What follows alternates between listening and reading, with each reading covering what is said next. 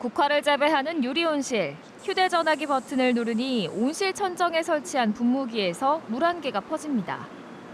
정보통신 기술을 활용한 이른바 스마트팜입니다. 인간이 생각하고 인간이 판단해야 될 물들은 컴퓨터 영역에 넘겨서 더 좋은 농산물, 더 완벽한 생산을 하기 위한 시스템이라고 보시면 되겠습니다. 전라북도가 생산과 교육, 연구 기능을 갖춘 첨단 농업 분야 산업단지인 스마트팜 혁신밸리를 유치했습니다. 유치를 신청한 전국 9개 시도 가운데 사업 실현성 등이 우수한 김제와 경북 상주 두 곳이 선정됐습니다.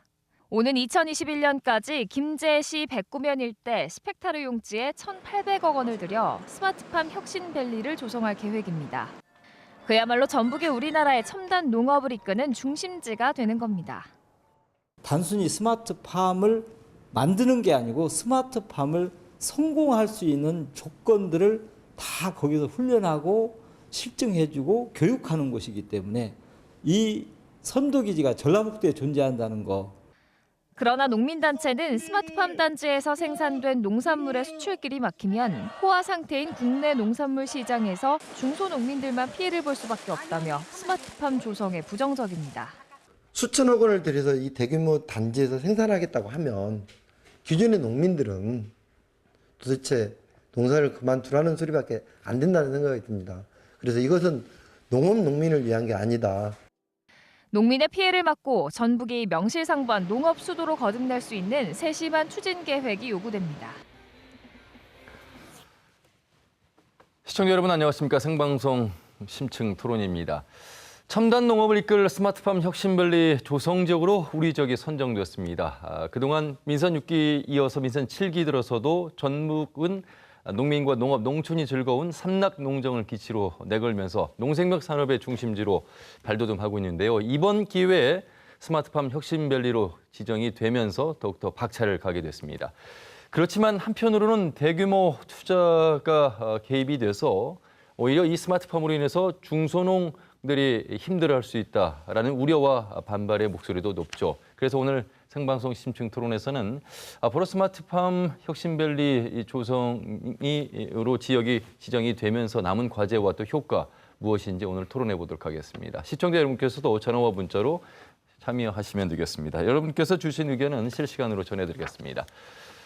오늘 네 분 모시고 말씀 들어볼 텐데요. 한 분 한 분 소개해드리도록 하겠습니다. 전라북도 최종호 정무부지사님 어서 오십시오. 예, 안녕하십니까. 정무부지사 최종호입니다. 예. 그리고 전자부품연구원 SW융합클러스터의 최주환 사업단장님 반갑습니다. 네, 반갑습니다. 전자부품연구원 최주환입니다. 농해수위 상임위원이신 민주평화당 김종애 국회의원 어서 오십시오. 안녕하세요. 김종입니다. 그리고 군산대학교 컴퓨터정보통신공학부의 최현선 교수님 반갑습니다. 안녕하십니까. 요즘 여러분들 늘 휴대하고 계시는 스마트폰 다 갖고 계시죠. 물론 뭐 투지폰을 쓰고 계신 분들도 계시겠습니다만 스마트라는 단어가 우리 일상 속에서 이제 생활화가 됐는데 농업에도 이 스마트 시대가 열릴 것 같습니다. 그래서 먼저 최주환 사업단장께서 과연 스마트팜의 진정한 의미, 앞으로의 시대는 어떻게까지 펼쳐질 것인가를 좀 먼저 개요를 좀 소개를 해주시면 이해가 좀 편할 것 같습니다. 네. 스마트팜은 아직 명확한 정의는 없지만 일반적으로 정밀농업, 프리시전 아그리컬처의 다른 형태라고 표현할 수 있습니다. 농업의 발전은 농기계의 사용에 따라서 생산성이 혁신되고 비료나 물관리, 새로운 종자 등의 사용을 통해서 농업의 혁신이 이루어졌었습니다. 이제 다음 단계로 이제 정밀농업에서 농업 혁신이 있어서 기존의 자원을 그대로 유지하면서 투입하는 자원 대비 최적의 결과로 나올 수 있는 시스템을 농가에서 관리하도록 하고 관리하는 데 있어서 결정 시스템을 지원해주는 그런 방법이라고 볼 수 있겠습니다. 즉 말씀하신 스마트 기기나 인터넷을 통해서 온실이나 축사 등의 환경 조건을 작물의 생육에 최적화되도록 관리하고 병충해를 방지하거나 진단하고 생육 정보를 바탕으로 해서 생산성을 향상시키면서도 유통이나 물류 등을 고려해서 최적의 시기에 출하함으로써 고부가가치화할 수 있도록 도와주는 시스템입니다.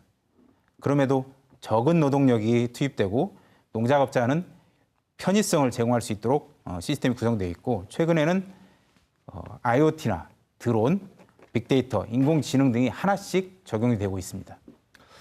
어찌 보면 뭐 잘 말씀해 주셨습니다만 111년 만에 기록적인 폭염인데 이 폭염으로 인해서 과일의 일수 현상들이 일어나고 생육이 부진한 상황 그리고 또 대부분의 농부들이 이제 고령화가 되면서 온열질환에 취약한 분들이 많이 계시는데 이러한 농업의 환경을 바로 스마트팜 형태로 바꿔주면서 원활하게 이제 해주는 그런 농업 환경 이렇게 좀 이해를 하시면 되겠는데 그런 차원에서 전라북도는 농도인데요. 그 경북 상주와 우리 지역 김제가 바로 스마트팜 혁신밸리 조성 지역으로 선정이 됐는데 최종호 정무부사님 어쨌든 반가운 소식이죠? 그렇게 환영할 만한 일이고 아주 중요한 일이라고 생각됩니다. 예. 우선 우리나라 농경문화의 발상지가 바로 우리 전라북도인데 우리 전라북도에 세계 최고 수준의 농생명 기술을 접목한 그런 이제 농생명 산업의 최고의 메카로 우리가 성장할 수 있는 토대를 이번에 확고히 마련했다는 데 큰 의미가 있고요. 이제 두 번째, 요새 지방 소멸 시대, 농촌 소멸 시대를 얘기하고 있지 않습니까? 그런 시대를 맞아서 이걸 해결할 수 있는 게 바로 청년들이 농업에 종사하는 일입니다. 그래서 이번 사업을 통해서 청년들이 많이 농촌에 유입돼서 젊은 농촌, 청년 전북을 이룩할 수 있는 그런 좋은 계기가 됐다고 생각됩니다. 그리고 그 마지막으로는 이번 스마트 혁신밸리 사업을 통해서 저희가 하고자 하는 게 그 첨단 농기계와 그다음에 첨단 기자재에 대해서 저희가 실증 사업을 하게 됩니다. 그래서 저희가 개발한 이런 온실에 필요한 첨단 기자재들이 제대로 작동이 되고 있는지 저희가 실증을 통해서 검증하고 더 나은 제품을 개발할 수 있는 그런 토대도 마련하게 됩니다. 그리고 저희가 여러 가지 그 새로운 신품종도 많이 개발해서 또 기능성 건강식품도 개발해서 농가의 소득을 올리고 있습니다만은 이런 신작물도 저희가 이번 개발을 하게 됩니다. 이러한 걸 통해서 이런 개발된 검증된 이런 첨단 기자재와 신작물을 기존 우리 농가의 보급을 확산해서 우리 기존 농가의 발전과 또 첨단화도 이룩하게 됩니다. 바로 우리 민선 7기 삼락농정이 지향하는 그런 농생명 산업이 바야흐로 시작되게 된 중요한 의미가 됐다 이렇게 저희가 평가할 수 있겠습니다. 예. 아마 부지사님께서는 이제 긍정적인 측면으로 말씀을 해 주셨습니다만 사실 오늘 이 자리에는 이제 농민을 대표하는 패널이 참여하지 않으셔서 반대의 입장이 분명히 있을 것 같아서 제가 좀 질문을 좀 더 드리면 사실은 기계화가 되고 대규모가 되고 생산 능력이 이제 높아진다는 측면에서는 환영을 하겠습니다만 지금 농민의 실정으로 보면 생산 단가가 현실성이 맞지 않아서 상당히 어려워하고 있습니다. 그런 면에서 이런 대규모 내지는 첨단 농업이 됐을 때 과잉 생산으로 인해서 가격은 더 폭락하는 게 아니겠느냐 이런 우려의 목소리가 많아서요. 분명히 그런 목소리를 또 들으셨을 것 같고 그래서 듣고 있습니다. 그런 부분으로 실제로 우려를 해야 되는 것인지 아니면 정부가 혁신밸리 조성으로 가는 방향은 그런 것과 생산과는 또 이원화된 것인가 어떻게 좀 봐야 되겠습니까? 그런 우려가 있는 걸 잘 알고 있습니다. 그런데 그거에 대해서 저희가 우려를 하실 필요가 없다라고 먼저 결론적으로 말씀드릴 수 있겠습니다. 왜냐하면 지금 그 첨단 그 원예 시설에서 지금 하고 있는 것들 여러 가지 이제 파프리카라든가 딸기라든가 이런 작품 직접 그런 종류들입니다. 근데 그런 종류는 저희가 피하고 그 생산이 감소되고 있거나 앞으로 수요가 늘어나고 있는 그런 품종, 앞으로 또 수출이 유망한 그런 품종을 저희가 대상으로 이번에 스마트팜 혁신밸리 사업에 그 품종으로 저희가 선정을 했습니다. 이를테면 오이 같은 경우는 이게 수요는 늘고 있는데 그 농가의 고령화로 인해서 그게 좀 줄고 있고 그다음에 여러 가지 이제 항암 물질 이런 것들이 있기 때문에 수요가 늘고 있고 또 요리 방법도 굉장히 가공 방법도 다양하게 늘 수 있기 때문에 그런 분야에 대해서 앞으로 수요가 늘 걸로 보고 있어서 그런 분야에 저희가 집중적으로 할 예정이고 있고요. 또 상추라든가 가지라든가 이런 분야 그 기존 농민들하고 그 이렇게 경쟁되지 않는 그런 분야에 대해서 저희가 품종을 선정을 해서 그런 우려가 없도록 해 나가겠습니다. 예.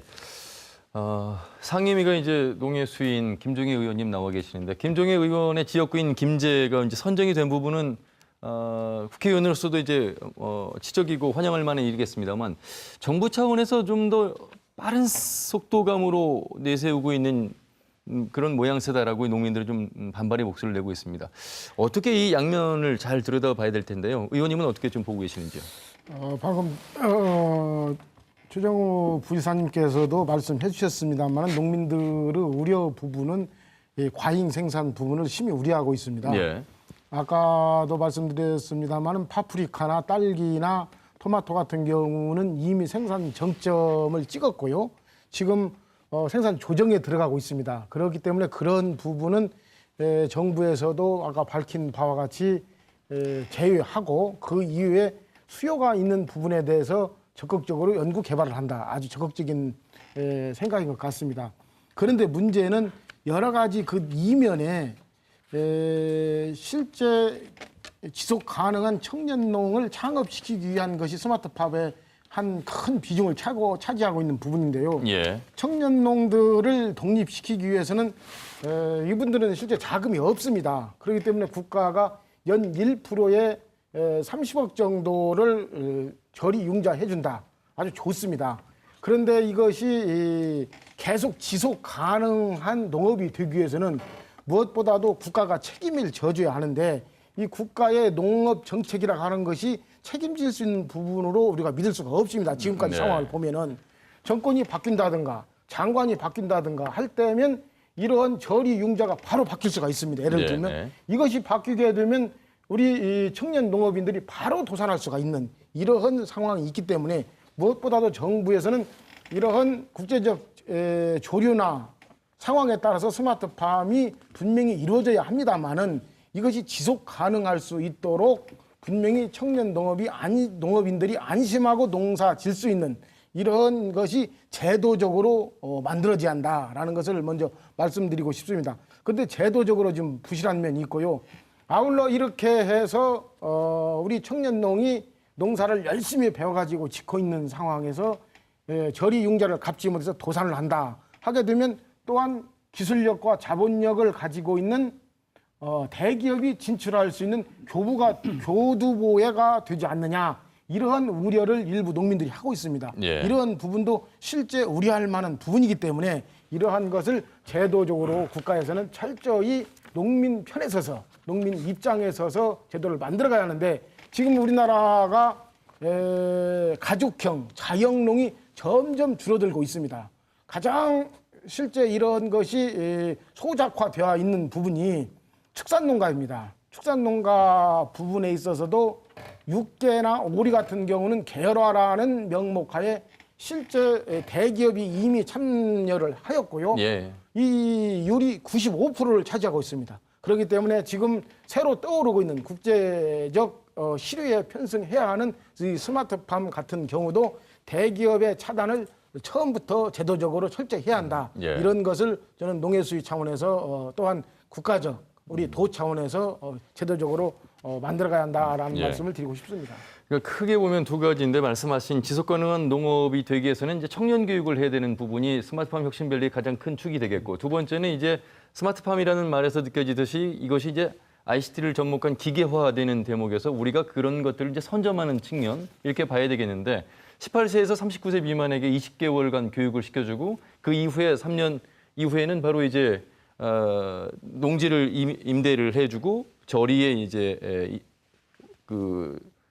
이제 대출을 해주는 네. 그런 상황 속에서 청년들이 졸업을 하고 나서 실제로 이제 자본이 없기 때문에 대규모 자본이 들어올 수도 있는 그 환경을 막아야 된다 이런 말씀을 그렇습니다. 해주셨습니다. 최윤선 교수님, 우리 지역이 두 곳 중에 한 곳이 선정이 됐습니다. 선정의 의미를 교수님은 어떻게 좀 보고 계실까요? 이제 저희가 그 80년대만 하더라도 이제 우리나라의 인구의 28%가 농업에 종사했거든요. 예. 근데 지금은 대개 한 3~4% 정도가 농업에 종사하고 있습니다. 굉장히 축소되었죠. 그리고 지금 농산물을 우리가 수출하는 것보다 수입하는 것이 3.6배, 한 서너 배 정도 더 많습니다. 굉장히 농업이 어려운 상황이 있거든요. 이게 이제 뭔가 하여튼 농업의 혁신이 필요한데 이런 혁신을 위해서 아마 이번에 이 전북 농업에 좋은 기회가 온 것 아닌가 이렇게 이제 생각을 하고 있고요. 우리가 이제 그 영농 기계화를 가지고서 기계화했지만은 사실은 80년대, 90년대 기계화에 부지런히 많은 투자를 했지만은 농업은 더 축소됐거든요. 그러다가 이제 지금 4차 산업혁명 시대에 맞이해서 우리가 그동안에 농업이 축소될 때 우리나라가 강점으로 성공한 부분이 IT 분야거든요. 예. 그래서 이제 이게 4차 산업혁명 시대에 우리가 성공한 IT 분야를 농업에 접목해서 농업을 다시 한 번 더 퀀텀 점프하자라고 하는 것이 이번에 이제 스마트팜 혁신밸리거든요.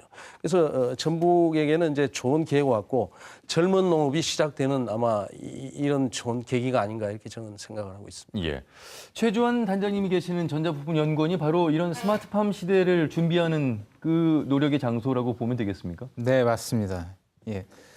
앞에서 말씀드렸던 그 IoT라든지 드론이라든지 AI 또는 빅데이터 같은 것들이 농업에도 이제 적용이 될 것입니다. 근데 여러분들이 이제 농업을 하는 데 있어서도 첨단 농업이 될 경우는 스마트폰을 이용해서 농업을 한다라고 말씀드렸듯이 예. 이런 것들에 관련된 기술을 저희 전자부품연구원이 다양하게 개발을 하고 있습니다. 특히 이제 전북 분원에서는 농생명 소프트웨어 클러스터라는 사업을 통해서 과기부에서 지원해준 사업을 통해서 스마트폰 관련된 센서라든지 기계라든지 기자재 또는 소프트웨어 관련된 기술을 개발을 하고 있고 기업들을 지원하고 있습니다. 2015년도부터 시작을 한 이 사업은 현재까지 40여 개 기업의 창업이 일어났고요. 전라북도 내에. 그리고 100여 개의 기업들이 이쪽 분야로 새로 진출하게 되었습니다. 그래서 전라북도에 300~400여 개의 IT 관련된 기업들이 있는데 그중에 3분의 1 이상이 농업 관련된 일을 하고 있습니다. 지금. 앞으로도 계속 증가할 것으로 보고 있고 특히 이 스마트팜 혁신밸리가 선정이 됨으로써 개발된 기술들을 현장에서 테스트할 수 있는 기회를 얻게 되었습니다. 예. 저희 전자품연구원도 관련된 기술 개발을 위해서 오늘 또 노력을 하고 있고 내일부터도 사실 농민분들과 같이 기술 개발에 참여하기 위한 노력을 하고 있습니다. 예. 어찌 보면 이제 전라북도가 준비해온 과정 속에서 장점을 가지고 있기 때문에 여러 지자체들이 도전을 했습니다만 그곳 중에 한 곳으로 이제 선정이 됐고 물론 나머지 두 곳은 다음에 또 선정을 하겠습니다만 4개의 지역에 바로 이제 2022년까지 1조를 투입하겠다는 게 농식품부의 입장인데요. 그중에 우리는 약 1,800억 원 가까이를 이제 투자를 받게 됩니다.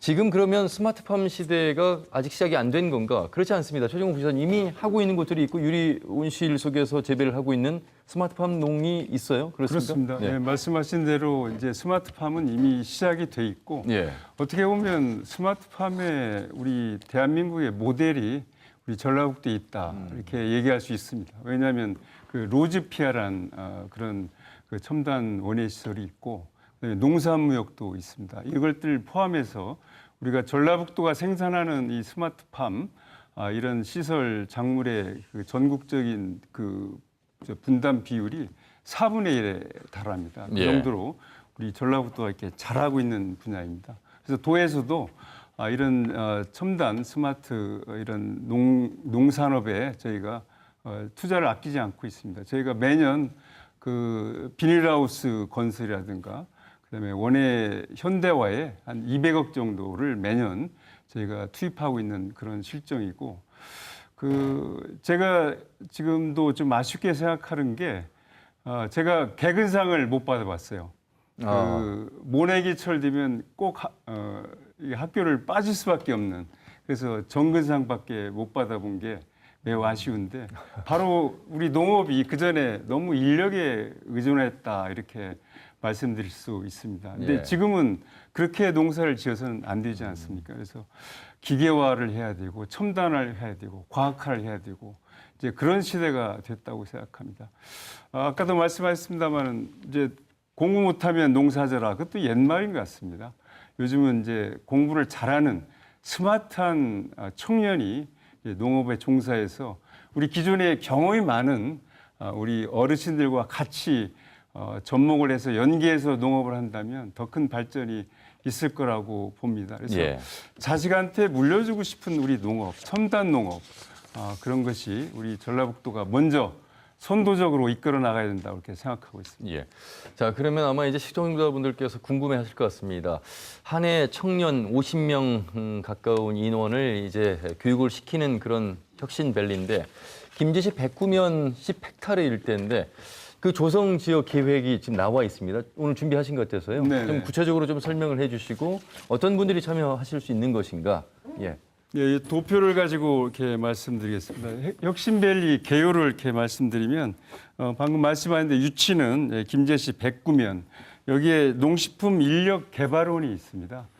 이 일대 그 25헥타르 되니까 75만 평 정도 되죠. 7만 5천 평. 그다음에 여기에 보면 이제 25헥타르의 구성을 보면 농식품 인력 개발원, 전북대 실습용지, 그다음에 지지제 김제시가 갖고 있는 부지입니다. 그래서 전부 공공부지로 구성이 돼 있고 아까 우려했던 그런 뭐 대기업이 농업에 참여하는 이런 문제는 없습니다. 여기서는 실증과 교육이 이루어지는 거고 기업이 농업에 참여하는 그런 건 없다는 걸 다시 한번 말씀드리겠습니다. 총 사업비는 1,665억이 되고 있고요. 그 구분을 보면 이제 크게 4가지 사업으로 구성이 되어 있습니다. 혁신배열 지원센터, 창업교육시설, 스마트팜 실증단지, 그다음에 농가 지원 및 정주여건 조성 사업입니다. 이 중에서 아까 말씀드린 대로 우리 청년 농업인, 청년 농업인들이 20개월의 교육을 받으면 이 분야의 전문가가 됩니다. 예. 이 전문가가 정말 씨앗이 돼서 우리 농촌을 젊게 만들고 스마트화하게 하고 발전시키는 그 원동력이 될 것입니다. 그리고 스마트 실증단지는 아까 ICT 기자재라든가 그다음에 첨단 농기계에 대한 실증을 통하고 또 새로운 작물을 개발해서 농가 소득을 늘리는 그러한 중요한 역할을 하게 됩니다. 그리고 그 기존의 농가에 대한 노후시설도 현대화하고 정주여건도 조성하는 그런 사업도 하고 있습니다. 그래서 기존 농가와 같이 하는 함께하는 스마트 혁신밸리 사업이다 이렇게 말씀드리겠습니다. 예.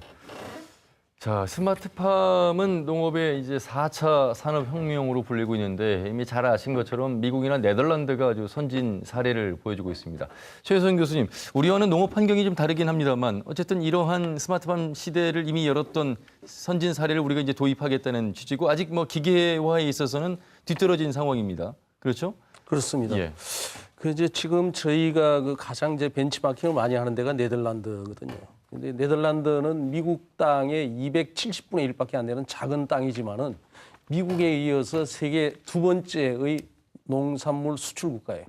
농업이 네덜란드를 먹여 살린다라고 생각하시면 되는데 이 네덜란드에 이제 와게닝 대학이라고 있습니다. 이 대학을 중심으로 해서 골든 트라이앵글이라고 해서 여기에 연구기관과 교육기관과 기업들 여러분들 잘 아시는 뭐 유니레버, 네슬레, 하이네켄 이런 세계적인 회사들이 여기 다 밀집되어 있어요. 그리고 바로 옆에 잘 아시는 유명한 로테르담 항구, 그다음에 세계에서 3번째로 크다는 스키폴 공항 이런 것들이 다 같이 있어가지고 이것이 이제 네덜란드를 먹여 살리는 거거든요. 그럼 이제 우리 전라북도도 지금 그림을 이제 그렇게 그려가야 되는데 예. 제가 이제 조금 걱정스러운 거는 이번 혁신밸리가 너무 생산 위주로 설계가 되어 있다라고 하는 것이 좀 걱정스러워요. 왜냐하면 네덜란드가 가지는 장점은 단위 면적당 생산량도 세계 1위는 맞습니다. 맞는데 네덜란드가 가지고 있는 장점은 너무 수출을 잘한다는 거예요. 그래서 아프리카에서 장미를 수출해가지고 네덜란드가 장미 수출하면 세계 제1위거든요. 아프리카에서 장미를 수출해서 가공을 해가지고 다시 전 세계로 다시 파는 거예요.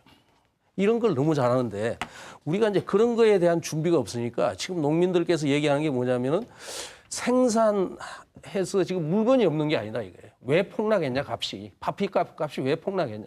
팔 데가 없어서 값이 폭락한 거다.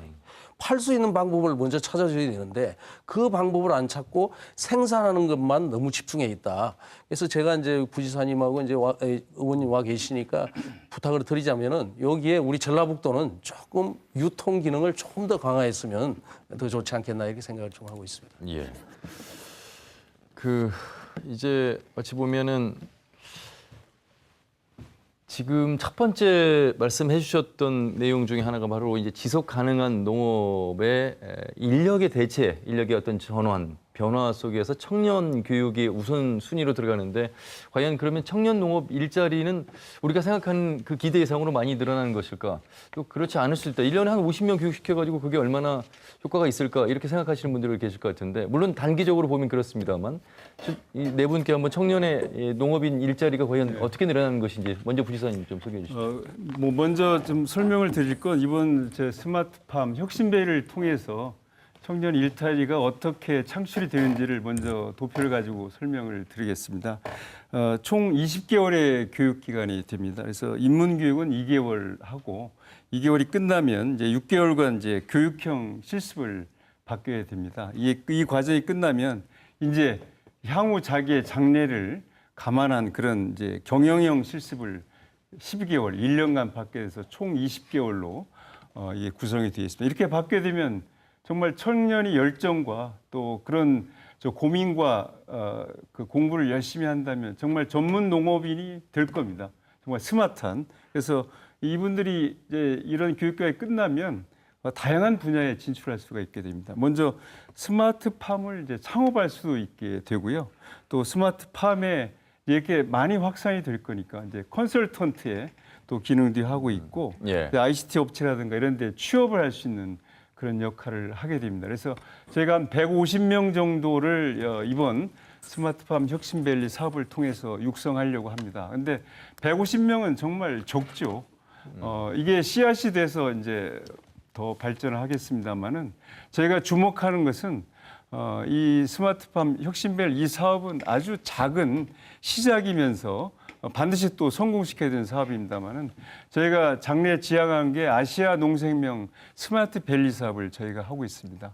이런 사업을 하면 24만 명의 인구 유발 효과가 창출 효과가 있게 됩니다. 이걸 통해서 이 사업이 잘 되면 이제 장래 우리가 목표로 하고 있는 예. 아시아 농생명 스마트 밸리 사업도 성공할 수 있다. 그리고 이 사업과 연계돼서 저희가 지금 5가지 주요한 저희가 그 분야가 있습니다. 첨단 우리 농생명 산업에 거기에 이제 식품이 있고 예. 종자가 있고 미생물이 있고 그렇죠. ICT 기계가 있고 그다음에 첨단 농업이 있습니다. 이런 것들이 5개 그런 첨단 저희 농업 분야와 연결이 된다면 예. 이 부가가치는 정말 기대 이상일 걸로 될 거고 앞으로 우리 전라북도의 농업의 미래를 예. 확실하게 바꿀 것이라고 이렇게 생각이 됩니다. 그리고 여기서 개발되고 있는 실증되고 있는 것은 아까 교수님 말씀하셨습니다마는 수출이 굉장히 중요하고 유통이 중요합니다. 그렇게 되려면은 중요한 이제 마케팅 노력도 같이 결부돼야 됩니다만은 제일 중요한 것은 부가가치 높고 품질이 좋은 그런 경쟁력 있는 농산물을 생산하는 것이 가장 중요한데 이번 예. 실증을 통해서 어느 상품이 가장 우수하고 국제적인 경쟁력을 갖출 수 있는지를 저희 검증하고 개발해 낼 예. 것입니다. 이걸 알겠습니다. 통해서 저희 그 전라북도의 농업이 첨단으로 바뀌고 또 이런 첨단으로 바뀌는 것이 기존 우리 농업에 종사하는 분들을 도외시하는 게 아니고 같이 가는 거다 이렇게 이해하시면 바로 이제 그 좋겠습니다. 점을 아마 지금 시청하시고 계시는 농업에 종사하시는 분들께서 반대의 목소리를 내실 수도 있을 것 같아서 사실은 뭐 왜 꼭 18세에서 39세 미만의 이 청년 세대에게만 교육 이렇게 지원하는 것인가? 그리고 앞으로 그러면 한 번에 이렇게 완전히 교체가 될 수 있는 것인가? 농업이라는 게 현실 속에서 그렇지 않다고 생각하시는 분들이 많이 계실 것 같습니다.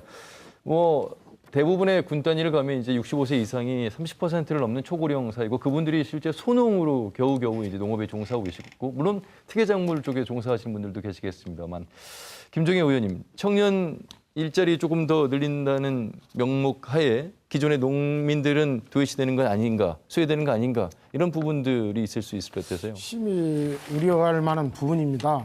지금 국제적인 추세가 성장은 이루어지고 있는데 고용이 없다고 해서 고용 없는 성장이라고 합니다. 그렇죠. 이 스마트팜 같은 경우도 꼭 그와 부합되는 현상이 유발될 수밖에 없다고 저는 생각하고 있는데요.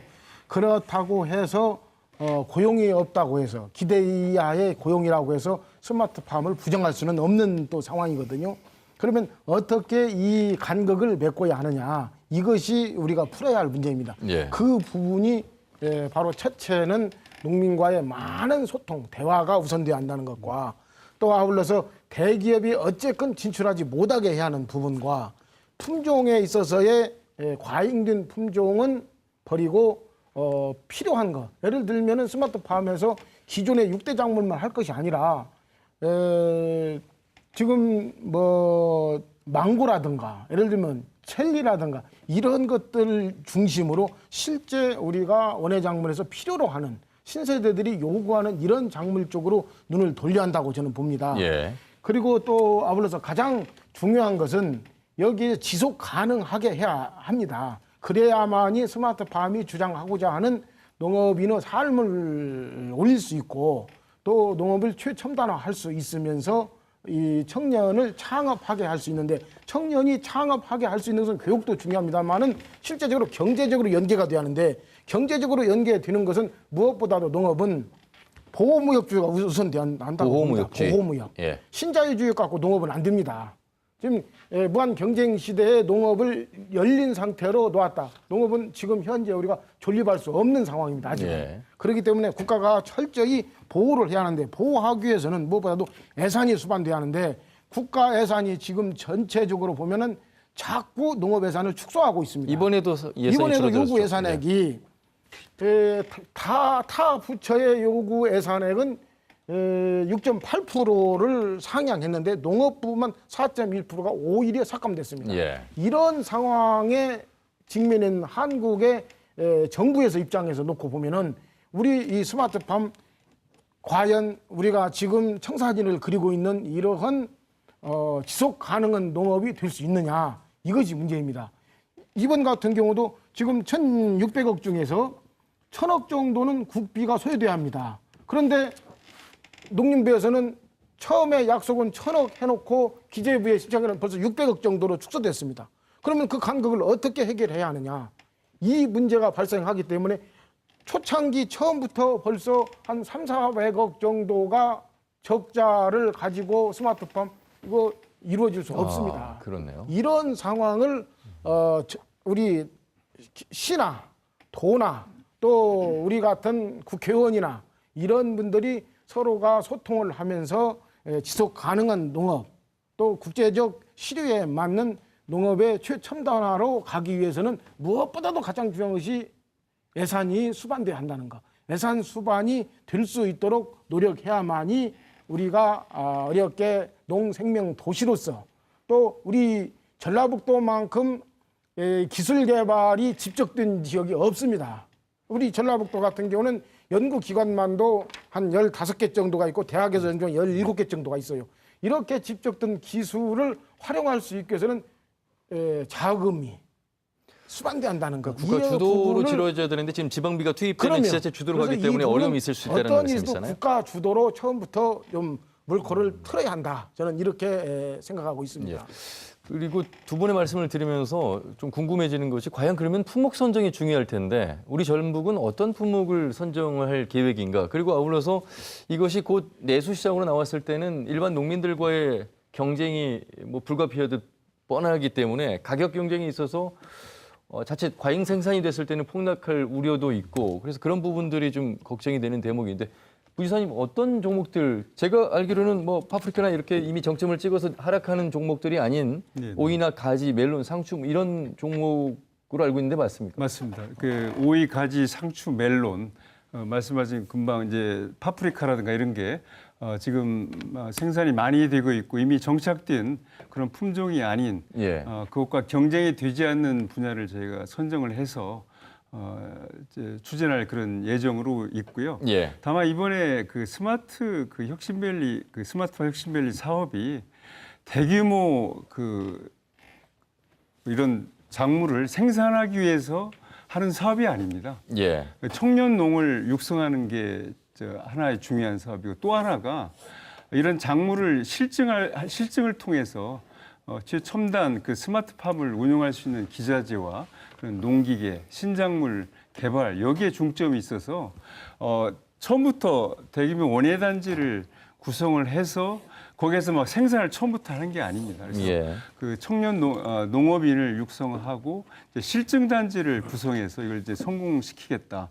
이걸 토대로 해서 우리가 전라북도가 추구하는 아시아 농생명 스마트밸리 사업의 성공의 단초를 여기서 만들어 가겠다. 이제 이런 겁니다. 그래서 예. 여기에 그 온실형 비닐하우스하고 이제 온실형 두 가지 그런 이제 그 사업 구역이 있습니다만 여기에는 이제 이 그 150명의 농업인 교육생이 받고 나서 이제 그걸 거기에 임대를 받아서 자기가 배운 그런 품목에 대해서 그 실제 생산할 수 있는 그런 거고 이제 오이가주, 상추, 멜론을 이제 저희가 주 품목으로 이제 선정을 했습니다만 예.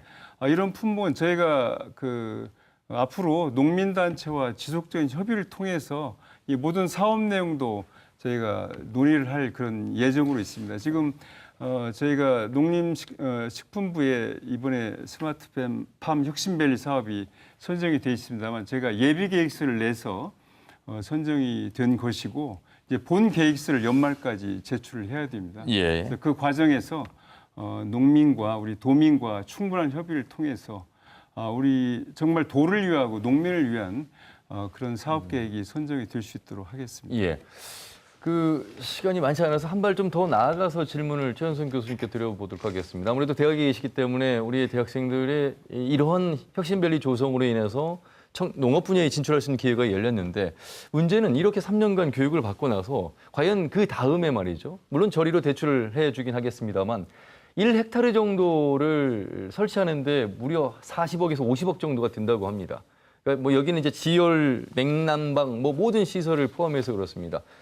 그런 막대한 돈을 가진 청년은 없겠죠. 그렇다 보면 결국 어떤 법인 형태로 만들어질 것이고 여기에 이제 대규모 투자가 이루어지는 것은 곧 대기업에 진출이 되는 거 아니겠느냐. 이게 불보듯 뻔한 거 아니겠느냐. 이런 입장이어서 청년 일자리와 아울러서 과연 청년 일자리가 주도형이 아닌 다시 일자리가 될 것 같다. 이런 생각이 좀 드는데요. 이제 저희가 이제 그 오해하지 말아야 될 것은요. 스마트팜을 하게 되면은 사실은 고용 인원은 더 적어지는 겁니다, 사실은. 왜냐? 인공지능과 로봇이 인간을 대신해서 농업을 해주기 때문에. 다만 지금 현재 이제 초고령화로 가고 있기 때문에 이런 상태로 가다가는 농촌이 계속 어려운 상태로 가기 때문에 젊은 청년들을 농촌으로 불러들여서 미래 세대에게 농업을 맡게 되는데 이 젊은 청년들한테 맡기려고 하니까 이 청년들한테는 IT가 무장이 되어 있기 때문에 그런 쪽으로 가보라는 거거든요. 그러니까 예를 들어서 제가 이런 걸 한번 볼게요.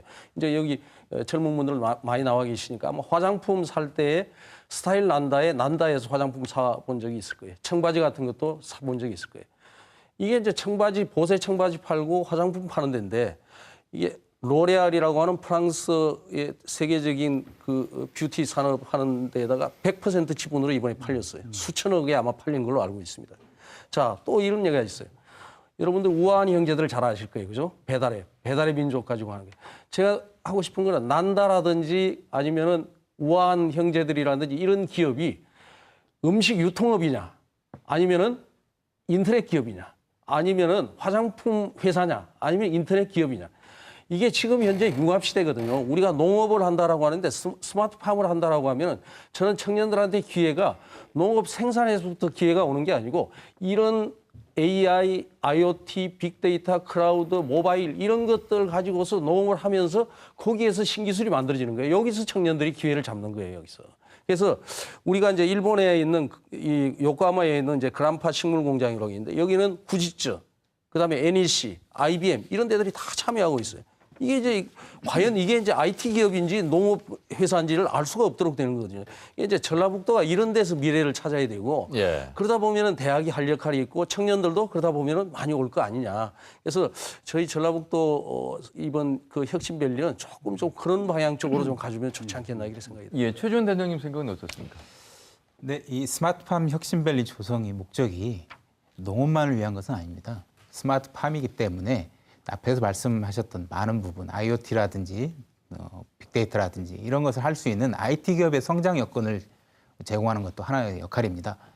저희 클러스터 사업을 통해서 지난 3년간 진행을 했는데 매년 100명 이상의 신규 고용이 일어났고 그리고 현재 5년간의 목표에서 5천 명의 이 분야의 인력들을 추가로 고용하는 것을 이 산업에 하는 것을 목표로 잡고 있었는데 이미 3년 내에 5천 명이 넘었습니다.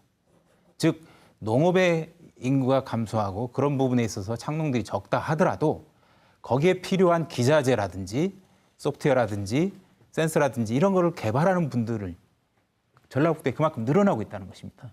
즉 어느 한쪽이 좀 줄어들다 하더라도 다른 쪽에서 늘어나고 있기 때문에 충분히 경제 성장에 도움이 될 거라고 보고 있고요.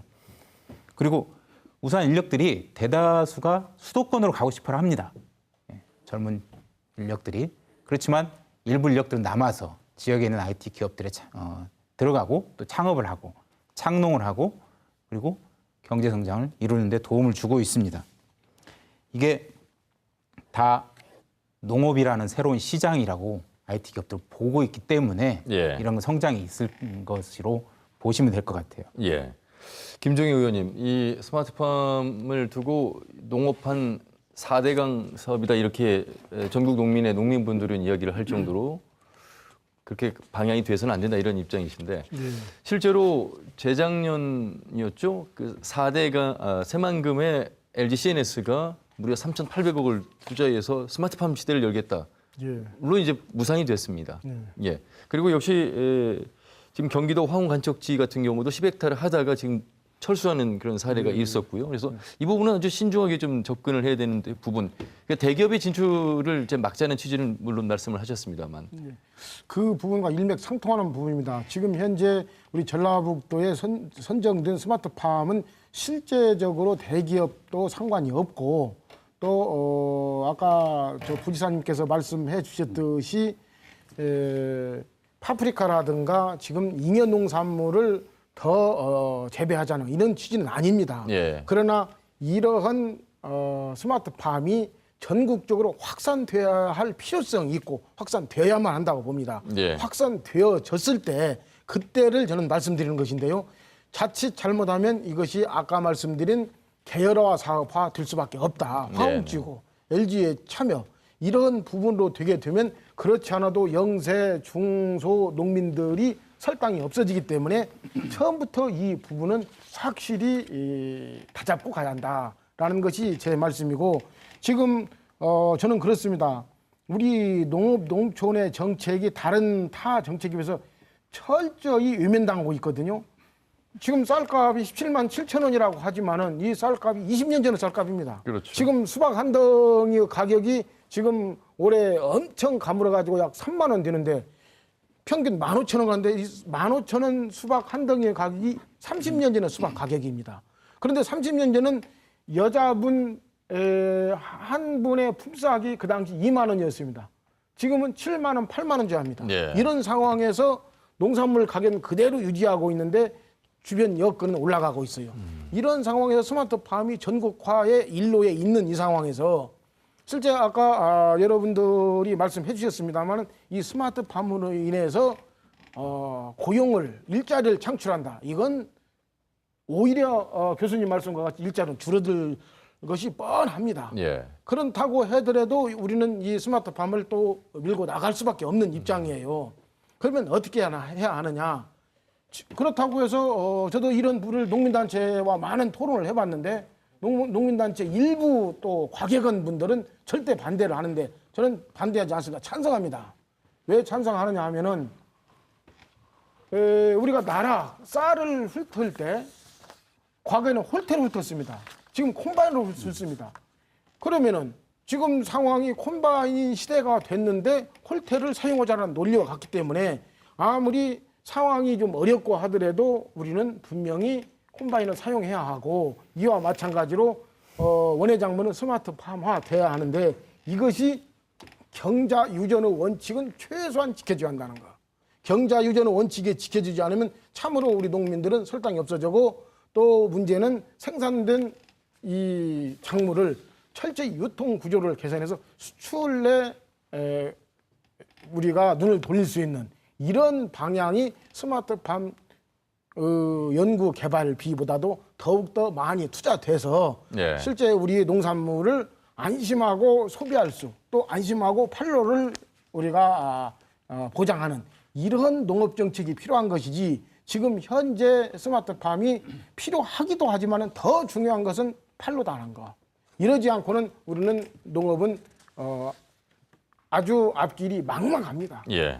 이러한 막막한 것을 정부가 이 부분을 고칠 수밖에 없는 것이지 지자체에서도 어찌할 수 없는 것이고 정부가 이 부분을 직시하는데 아직도 정부가 농업 정책을 전혀 바르게 보지 못하고 있습니다. 예. 제가 이번에 이계호 장관 농식부 장관 때도 그랬어요. 저는 쌀감을 25만 원 산정해야 한다 했습니다. 왜 그러냐? 문재인 대통령이 공약으로 21만 원을 책정했고 농민단체는 24만 원을 했고 정부에서는 19만 원을 지금 책정하고 있는데 실제 20년 전에 5급 공무원 25봉이 120만 원이었습니다. 물가 상승률에 따라서 경제 성장률에 따라서 지금 현재 440만 원입니다.